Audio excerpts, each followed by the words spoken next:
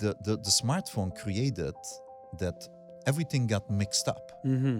So you lose yourself. Right. Human beings are not designed to multitask. Wow. Okay. I heard recently a very good concept for this. He said, you're getting up in the morning, okay, and you're basically going to all your neighbors, looking into their bedrooms and their dining rooms, Wow. okay, and then And the kitchen. You have to see all the and then the you're food. starting your day, okay. The other idea that I heard was that somebody was walking to Mincha.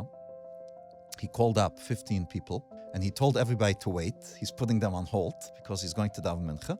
15 people on hold. He went into shul and he davened, and then he came out and he started going back to all 15 people. So somebody is saying that basically when you're working with a smartphone and with WhatsApp and with status, and you're going to this guy and to that guy and to that guy, you're basically putting everybody on hold while you're working, and you're telling people, I'm coming right back, I'm just checking out something else, okay? It's not productive. And you're also living in everybody's bedroom. It's just not practical. You lose yourself, you lose your focus.